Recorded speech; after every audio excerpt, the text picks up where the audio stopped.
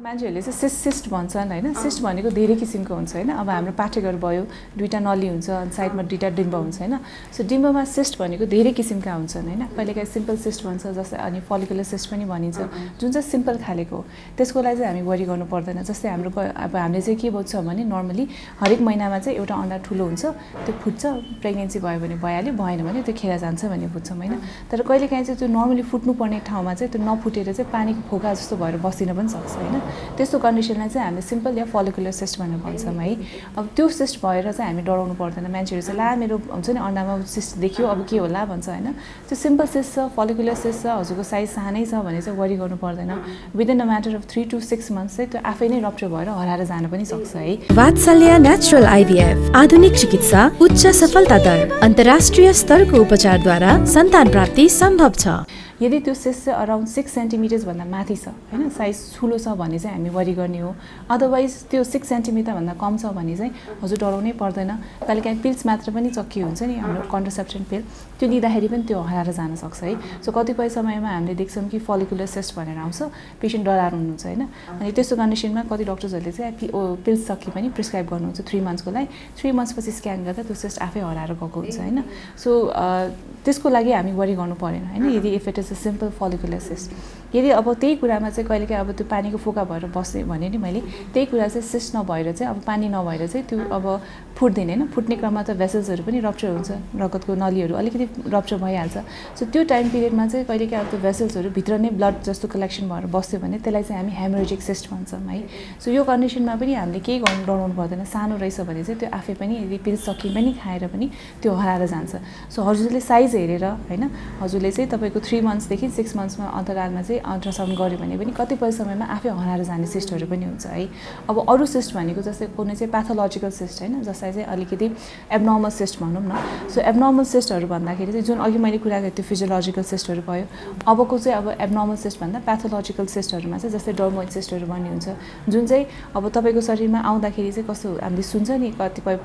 अवसरहरूमा चाहिँ अपरेसन गरेर सिस्ट देखाउँदा त त्यसमा दाँत थियो, बोसो जस्तो थियो, कपाल थियो भन्छ। So that is dermoid cyst हैन। त्यो भनेको चाहिँ द्याट इज एब्नर्मल सिस्ट। त्यो चाहिँ तपाईँको जुन नर्मल महिनावारी हुँदाखेरिको जुन फिजियोलोजी हुन्छ त्यो टाइम पिरियडमा हुनेवाला सिस्ट होइन, त्यो चाहिँ समथिङ एब्नर्मल भएर बनेको कुरा हो। सो त्यो हुँदाखेरि चाहिँ अब जस्तो त्यही डर्मोइड चाहिँ तपाईँको सानो रहेछ भने चाहिँ वरि गर्नु परेन। तर त्यसलाई आफूले फ्रिक्वेन्टली अल्ट्रासाउन्ड गरेर 3 to 6 मन्थली अल्ट्रासाउन्ड गरेर त्यो कतिको साइजमा ग्रो गरिरहेको छ त्यो चाहिँ हेर्नुपर्ने हुन्छ है। डर्मोइड सिस्ट भनेको चाहिँ युजुअली दुईटै साइडमा हुनसक्छ, कहिले एउटा साइडमा मात्र छ भने अर्को साइडमा पनि डेभलप हुने चान्सेस चाहिँ हुन्छ डर्मोइडको हैन। सो कमनेस्ट मैले सिस्टको कुरा गरेँ हैन। सो डर्मोइड सिस्ट हुँदाखेरि सानो हुन्छ। अनि हाम्रो डर्मोइड सिस्ट भनेको चाहिँ कस्तो हुन्छ भने त्यसमा चाहिँ मैले अघि भने जस्तै दाँत, कपालदेखि लिएर तपाईँको बोसोहरू सबै कुरा हुन्छ कि त्यसमा। त्यो एउटा सिस्टमा चाहिँ अब एउटा भगवानले अब के बनाए थाहा छैन हैन, त्यसभित्र चाहिँ हरेक कुराहरू हाम्रो बडीमा जस्तै जुन जुन लेयरले गर्दाखेरि जुन बडीको पार्ट बन्छ टाउकोदेखि खुट्टासम्मको त्यो सबै टिस्युहरू चाहिँ त्यसमा हुन्छ कि समाएको हुन्छ। सो त्यही भएर दाँत, फ्याट हैन, तपाईँको कपालहरू सबै हुन्छ, त्यो ग्रिजी मटेरियल जस्तो निक्लिन्छ कि त्यसबाट हामीले निकाल्दाखेरि। सो त्यो कुरा चाहिँ अब हामीलाई डर के हुन्छ भने जब यो सिस्टहरू हुन्छ त्यसमा फ्याट हुँदाखेरि चाहिँ के हुन्छ तपाईँको डिम्ब त पेटमा चाहिँ फ्लोट भइरहेको हुन्छ नि त, पेटभित्र त आफै पानी हुन्छ, त्यसमा फ्लोट भइरहेको बेलामा त्यो फ्याट आयो भने के हुन्छ, फ्याट पनि फ्लोट हुन थाल्छ नि त। त्यो हुँदाखेरि चाहिँ तपाईँको सिस्टको वेट अलिकति युज भएपछि के भयो, ठुलो भयो भने त्यो आफैमा ट्विस्ट भइदिने डर हुन्छ हैन। सो आफैमा ट्विस्ट भयो भने के भयो, त्यसमा नली, रगतको नली पनि ब्लक भइदियो हैन। सो रगत नली ब्लक हुँदा के हुन्छ, सपोजिङ हामीले यहाँ रबर ब्यान्ड बाँधिदियो भने के हुन्छ, यो पोर्सन त हाम्रो निलो भएर डेड भएर जान्छ नि त। सो ब्लड फ्लो नै भएन भने त्यो पार्ट टिस्यु ब्लक नै भयो। सो सिस्ट यदि तपाईँको ठुलो रहेछ भने, डर्मोइडको सिस्ट ठुलो रहेछ भने चाहिँ हामी वरि गर्नु पर्यो हैन। 7 सेन्टिमिटर 6 सेन्टिमिटर छ भने त्यस्तो कन्डिसनमा चाहिँ हामीले निकाल्नै पर्ने हुन्छ हैन। किनभने त्यो आफैमा ट्विस्ट भएर चाहिँ तपाईँको इमर्जेन्सी गर्दाखेरि चाहिँ हामीले कहिलेकाहीँ ओभरी नै डिम्ब पुरा नै कम्प्रोमाइज गर्नुपर्ने अवस्था आउँछ। तर कहिलेकाहीँ अब हामीले देख्यौँ भिडियो एक्सरेमा यदि पिकअप भएर तपाईँ फलोअपमा जाँदाखेरि हैन,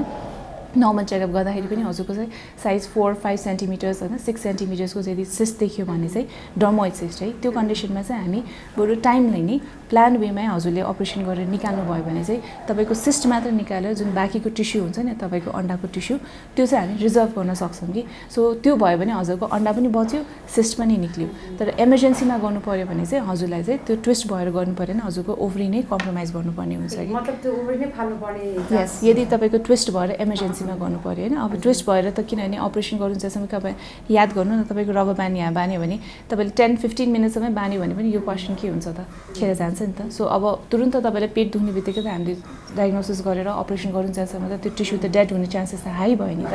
यदि इभन रिभाइभ भयो भने पनि त्यो त हेल्दी भएन नि त त्यही भएर चाहिँ इमर्जेन्सी कन्डिसनमा गर्नुभन्दा चाहिँ त्यस्तो कन्डिसनमा चाहिँ हजुरले पहिला नै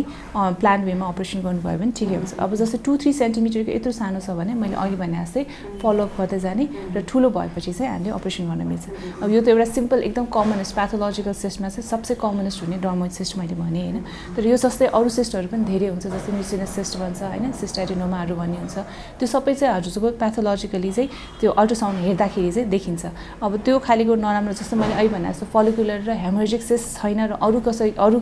खालीको चाहिँ सिस्ट होइन कम्प्लेक्स सिस्ट भनिदिनु भयो भने चाहिँ त्यस्तो कन्डिसनमा चाहिँ हामी डराउनु पर्यो त्यस्तो कन्डिसनमा चाहिँ हामीले डक्टर जे परामर्श दिनुहुन्छ त्यही अनुसार हामीले चाहिँ अगाडि बढ्नु पर्यो होइन अब सिम्पल भन्नुभएको छ फलिकुलर सिस्ट भन्नुभएको छ या हेमोरेजिक सिस्ट भन्नुभएको छ भने चाहिँ त्यस्तो अवस्थामा डराउनु परेन है अनि अर्को फेरि एकदम कमनेस्ट सिस्ट भनेर आउँछ चाहिँ पोलिसिस्टिक भनेर आउनुहुन्छ कि सबैजनाले पोलिसिस्टिक ओभरिज के हो पोलिसिस्टिक भनेर डराउनुहुन्छ सो पोलिसिस्टिक ओभरिज भनेको चाहिँ जुन अघि मैले कुरा गरेको जुन फिजियोलोजिकल र प्याथोलोजिकलको सिस्ट कुरा गरेँ त्यो भन्दा चाहिँ यो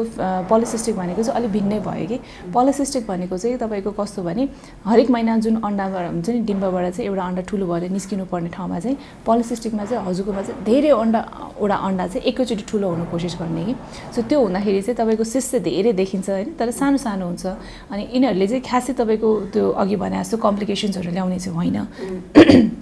यसमा चाहिँ प्रब्लम के हुन्छ भने तपाईँको ओभुलेसन भइदिँदैन कि कुनै पनि एउटा अन्डाले चाहिँ तपाईँको महिनावारी हुने टाइममा चाहिँ हुन्छ नि त्यो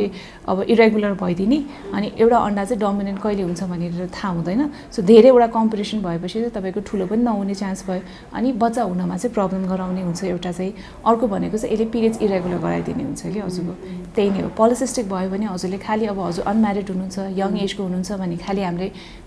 प्रब्लम इस्यु भनेको चाहिँ पिरियड्स इरेगुलर बनाउने हुन्छ सो पिरियड्स मात्र रेगुलर बनाए पनि हामीलाई पुग्यो सेकेन्ड भनेको चाहिँ अब हजुर म्यारिड गर्नु भइसकेछ अनि हजुर बेबी प्लान गर्नु भएको छ भने चाहिँ त्यति बेला चाहिँ ओभुलेसन नहुने भएको भएर चाहिँ होइन सो हजुरलाई चाहिँ के भन्छ बच्चा हुनमा चाहिँ अलिकति प्रब्लम हुन्छ पोलिसिस्टिक फिमेलहरूमा चाहिँ जुन डिम्बमा सिस्ट भनिन्छ नि होइन अब यो त एज वाइज डिफर गर्दै जान्छ जस्तै मैले भने यङ एजमा पनि हुन सक्ने चान्सेस हुन्छ होइन अब तपाईँको टिन एजमा पनि हुन्छ पछि तपाईँको एज बढ्दै गएपछि 24 टु रिप्रोडक्टिभ एज ग्रुपमा पनि हुनसक्छ र लेट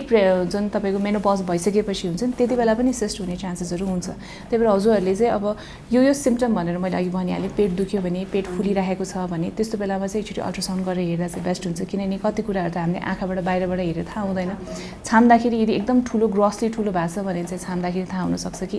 तपाईँको सिस्ट हो कि भनेर होइन तर भिडियो एक्सरे गऱ्यो भने चाहिँ हामी मोर कन्फर्म हुन्छौँ कि तपाईँको चाहिँ सिस्ट छ कि छैन भनेर है अनि अर्को त भने जस्तै अब हाम्रो महिलाहरूमा चाहिँ त्यही हो कि पेट अलिकति दुख्यो भने नि ग्यास्ट्रिक भयो भनेर बस्छौँ होइन सो त्यही भएर चाहिँ अब बुकमा पनि त्यही नै लेखेको छ कि मैले भनेको कुरा चाहिँ द्याट तपाईँको यदि मेनोपज होइन महिनावारी सुकिसकेपछि पनि अब पेट दुखिरहेछ पेट फुलिरहेछ भने चाहिँ यी तपाईँको चाहिँ ओभरियन क्यान्सर हुने चान्सेस चाहिँ एकदम हाई हुन्छ कि होइन कति क्यान्सर्सहरू चाहिँ मिस हुनुको रिजन चाहिँ के भने नि पेट दुख्छ मान्छेहरूले यहाँ माथि पेट दुख्यो भन्छ ग्यास्ट्रिक भन्छ अनि यो ग्यास्ट्रिक त हो ग्यास्ट्रिक औषधि खायो ठिक भयो होइन मलाई केही भने पेसेन्ट आउने बित्तिकै मलाई ग्यास मात्र भएको छ डाक्टर केही भएको छैन मलाई भनेर आउनुहुन्छ कि तर भिडियो एक्सरे गर्दाखेरि चाहिँ she will have a very big cyst अनि जुन चाहिँ अब हुन्छ नि टाइममा डायग्नोसिस हुनुभन्दा पनि अलिक लेट डायग्नोसिस हुन जान्छ कि त्यही भएर यदि तपाईँलाई चाहिँ अब सिस्ट छ कि छैन भनेर चाहिँ आफ्नो हुन्छ नि अलिकति डर लागेको छ भने चाहिँ हामी के भन्छौँ भने एटलिस्ट वान्स अ इयरले चाहिँ आफ्नो रेगुलर चेकअप गरिराख्नु भयो भने चाहिँ तपाईँ पनि ढुक्क हुनुहुन्छ होइन अनि वान्स अ इयरली भयो भने चाहिँ अनि केही कुरा छ भने पनि टाइममा नै पत्ता लागिहाल्छ कि होइन आइभीएफ गर्दाखेरि पनि होइन हामीले चाहिँ अब सिस्ट पनि मैले भने नि धेरै किसिमकोहरू हुनसक्छ होइन